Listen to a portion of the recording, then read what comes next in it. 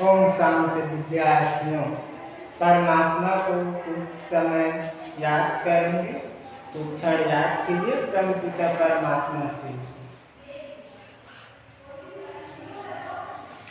ओम शांति।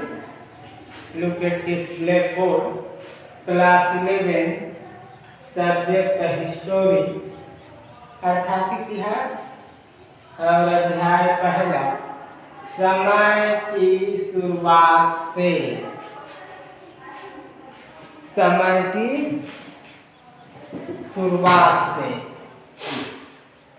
तो देख लीजिए अनुभाग 1, प्रारंभिक समाज कालक्रम 6 लाख वर्ष पूर्व से 1 ईसा पूर्व तक। ठीक है, अध्याय पहला। तो पहले आप लोगों को बतलाना चाहूंगा इतिहास के जनक हेरोडोटस को कहा जाता है। इसको किस प्रकार से परिभाषित करना है या इसका अर्थ बतलाना है।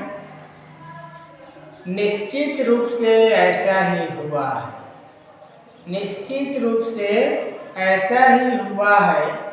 भूतकाल में घटित घटनाओं का वर्णन इतिहास कहलाता है। आना चाहिए सबको। इतिहास के जनक कौन है? हेरोडोटस। और इसका अर्थ इतिहास का निश्चित रूप से ऐसा ही हुआ है।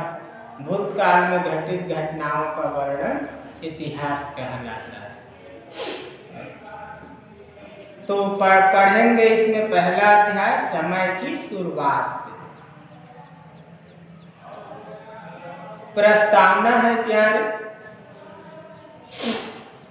मानव जीवन की एक लंबी कहानी है जो लाखों वर्षों पूर्व से प्रारंभ होती है। कहानी का कुछ भाग हमें लिखित रूप में मिलता है, इसी को हम इतिहास मानते हैं। किंतु जब मानव ने लिखना पढ़ना सीखा, उससे पूर्व लाखों वर्षों तक वह इस पृथ्वी पर विचरण कर चुका था। इस युग का मानव लिखना पढ़ना नहीं जानता था। इसी कारण इस काल की जानकारी के लिए कोई लिखित सामग्री उपलब्ध नहीं है। पुरातत्ववेत्ताओं ने अथक परिश्रम कर इनकी जानकारी प्राप्त की है।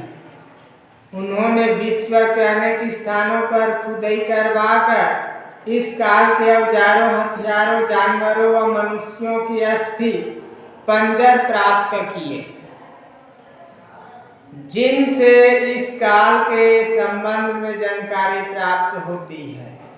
इसी काल को हम प्रागैतिहासिक काल कहते हैं, अर्थात इतिहास के काल से पूर्व का काल प्रागैतिहासिक काल कहलाता है। ठीक है। सबसे पहले 56 लाख वर्ष पूर्व पृथ्वी पर मानव का अस्तित्व सामने आया। कितने लाख? 56 लाख वर्ष पहले की बात है, पूर्व की बात है। क्या हुआ था? पृथ्वी पर मानव का अस्तित्व। उसके पहले मनुष्य थे या नहीं थे उसके बारे में तो नहीं कहा जा सकता, किंतु देख लो 56 लाख वर्ष पूर्व की बात है, पृथ्वी पर मानव का अस्तित्व आया। इसके बाद आदि मानव के कई रूप परिवर्तित हुए व लुप्त हुए। आज आधुनिक मानव को हम देखते हैं, वैसे लोग 1,60,000 वर्ष पहले पैदा हो चुके थे, जो प्राणियों के मांस, जानवरों का शिकार करके कंदमूल, फल फूल आदि से अपना पेट भरते थे। आगे चलकर मनुष्य भोजन पाने के नए नए तरीके अपनाने लगा, शिकार व संग्रह करने लगा, अर्थात इधर उधर से खाने पीने की चीजें तलाशना व बटोरना सीखने लगा। हालांकि आज भी दुनिया के कई भागों में ऐसे शिकारी संग्रहण समाज हैं जो शिकार व संग्रहण कर भोजन जुटाते हैं। आदि मानव के इतिहास की जानकारी मानवों के जीवाश्मों फोसिल से होती है। तो ये था प्रस्तावना समय की शुरुआत से। समय की शुरुआत कहने का मतलब क्या है? पहले से किसी कार्य को शुरू करना होता है। क्या करना होता है? शुरू करना होता है प्यारे। तो उसी को शुरुआत कहा जाता है। तो यह समय की शुरुआत। जब समय प्रारंभ हुआ, लोग समय के बारे में जाने, उसी समय की घटना है। पहला क्या था? 56 लाख वर्ष पहले की बात। मनुष्यों का अस्तित्व इस धरती पर आया। उसके अनेक रूप थे। आदि मानव या वानरों के रूप में अनेक प्रकार के रूप थे। तो क्या हुआ? अनेक इतिहासकारों ने विश्व के अनेक स्थानों पर खुदाई करवाई, जिसमें क्या मिला? औजार मिला, हथियार मिला, जानवर व मनुष्यों की अस्थि पंजर मिले, जिसके माध्यम से इतिहासकारों ने उस समय की जानकारी हासिल की।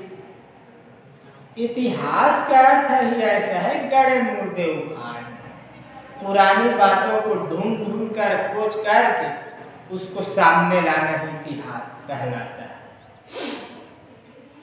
तो आगे देखेंगे जीवाश्म। इस शब्द की उत्पत्ति लैटिन के फोसिला से हुई है, जिसका की अर्थ खोदना। फोसिला का अर्थ क्या होता है? खोदना। जीवाश्म पत्थरों के ऊपर चिन्ह के रूप में भी पाए जाते हैं, परंतु मानव विज्ञान के अंतर्गत मात्र मानव से संबंधित अवशेषों का अध्ययन करते हैं। यह जीवाश्म पेड़ पौधे, जीव जंतु इत्यादि किसी भी से प्राप्त हो सकते हैं, जिनके ऊपर सैकड़ों वर्ष रेत, मिट्टी तथा अन्य खनिज पदार्थ की सतहें जमी रहती है। जीवाश्म पृथ्वी के विभिन्न सतहों पर प्राप्त पत्थरों के रूप में होते हैं। मेरा प्रश्न लिख लीजिए, जीवाश्म से आप क्या समझते हैं? ऊपर चित्र में उन उपकरणों को दिखाया गया है जो मिली वस्तुओं के स्थान को जानने के लिए प्रयोग किए गए। पुरातत्वविद के बाईं ओर जो वर्गाकार चौखटा दिखाया गया है, वह एक ऐसी जाली ग्रिड है जो 10 सेंटीमीटर के वर्गों में बटी है। इसे मिली वस्तु के स्थान पर रखने से उस वस्तु की क्षैतिज स्थिति का पता चलता है। दाहिनी ओर जो त्रिभुजाकार उपकरण है, वह वस्तु की ऊर्ध्वाधर स्थिति दर्शाने के लिए काम में लाया गया है। ऊपर चित्र में दिखाया गया है कि जीवाश्म के एक टुकड़े को उसे चारों ओर से घेरे पत्थर, चूना पत्थर से कैसे अलग किया गया है। आप देख सकते हैं कि इस कार्य में कितने कौशल और धैर्य की आवश्यकता होती है।